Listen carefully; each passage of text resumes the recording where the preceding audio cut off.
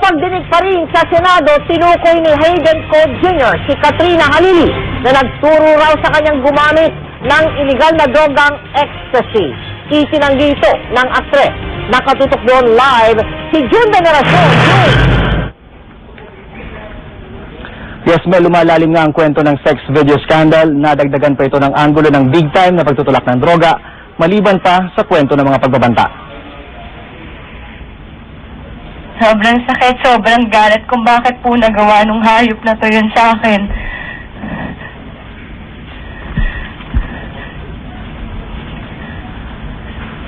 Anong mukha mo? Nakakatingin ka pa ng suspension. Foul language is not... Emosyonal si Katrina Halili, kalmado naman si Dr. Hayden Code Jr. na magkaharap sila sa investigasyon ng Senado. Pag-ibig daw ang nagtulak kay Katrina para pumasok sa pakikipagrelasyon kay Hayden. Si Hayden, nais lang daw makipaglaro nung panahon na sila pa ni Dr. Vicky Bello. Si Katrina raw ang nagturo kay Hayden na gumamit ng drogang ecstasy. Lango raw si Hayden sa droga sa mga lahat ng tagpudir ni Katrina na nakuna ng video. And sir, I can name the names, if necessary, of those people who buy the drugs for Katrina. Kilala raw ni Katrina ang ni Hayden ng mga bumibili ng ecstasy para kay Katrina. Alam din daw niya kung sino-sino ang mga big-time drug dealer. Nakakatanggap daw siya ngayon ng mga pagbabanta sa kanyang buhay dahil sa kanyang nalalaman. Pero papangalanan daw niya kung sino-sino ang mga ito sa tamang panahon. Pero sabi ni Katrina, nililihis lang ang kwento. Siya raw ang biktima ng pambobola ng celebrity doctor. Hindi raw totoo ang kwento ni Hayden tungkol sa droga. Ang malinaw ay siya ang dapat managot sa punot dulo ng problema, ang pagkuha ng mga sex video. May mga sinasabi po siya sa akin na matagal niya daw po akong kilala, matagal niya na akong crush, mayroon daw po siyang notebook ko. Ngayon, meron po siyang dalawang babaeng sinulat doon na gusto daw po niyang makadate o ewan ko kung ano yung sinasabi niyang yon.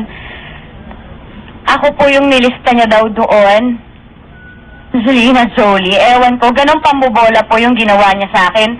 Binola niya po ako na sinasabi niya na matagal niya na akong crush at bihira lang daw po siyang magka-crush, mga ganun.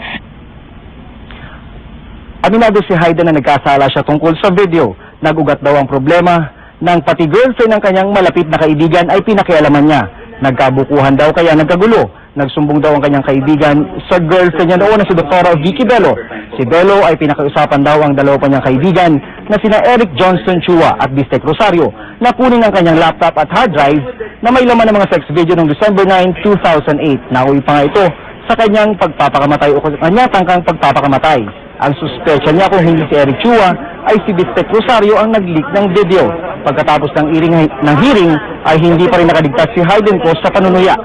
Pag-aaralan pa ngayon ng Senado kung kailan pa magkakaroon ng investigasyon o ipagpapatuloy pa ba nila ito o hindi. Pero ang naging sentro ng kwento nga si Katrina Halili at saka si Hayden Code, doon lang sumentro ang usapan dito, hindi na pag-usapan kung paano lilikha ng batas para masugpo at maparusahan ang mga gumagawa ng ganitong krimen. Nel?